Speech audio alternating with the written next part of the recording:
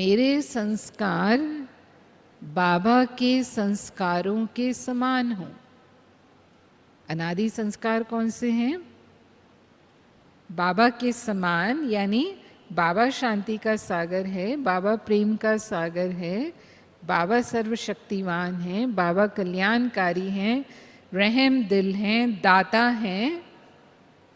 तो मैं भी हर आत्मा के प्रति सदा रहम दिल, सदा दातापन, परोपकार की भावना वाली, सदा स्नेही, सदा शांति देने वाले, ये संस्कार हों मेरे।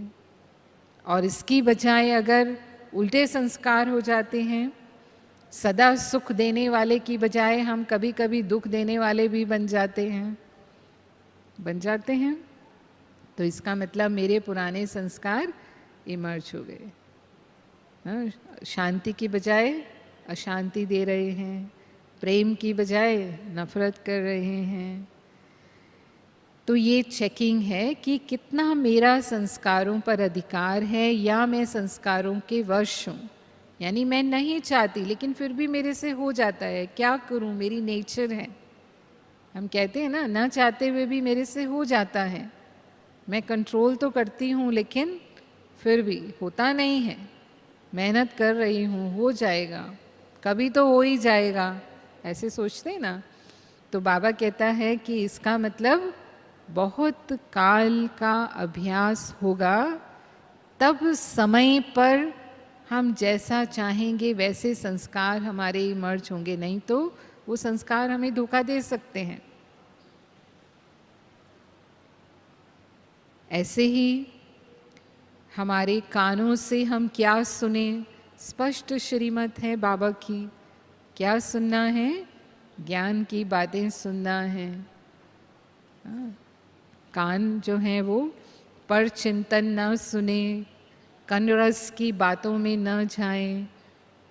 लेकिन ज्ञान भी हम सुनते हैं, ऐसे नहीं कि नहीं सुनते हैं, पर ज्ञान सुनने का समय कम होता है और इधर उधर के कनरस की बातें सुनने का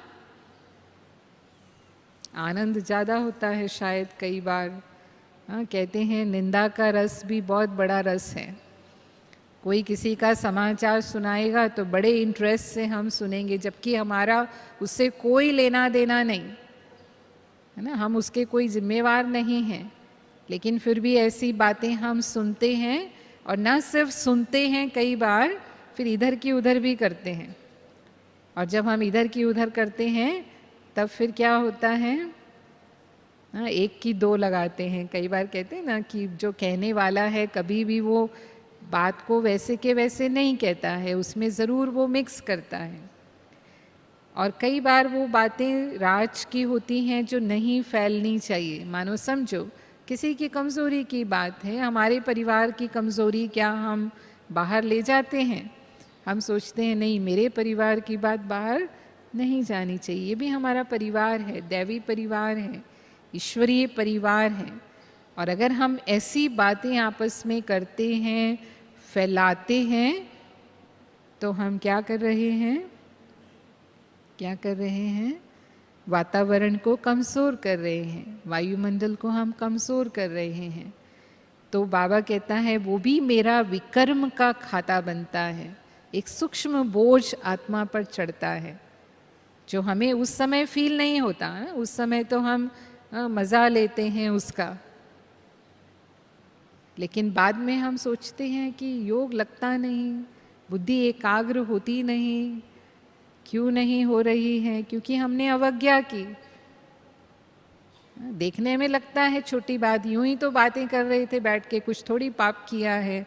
पिछले संडे की मुरली में ये बात भी बाबा ने कही थी कि साधारण कर्म करना और उसमें अपना समय बर्बाद करना, ये भी खाता बनता है।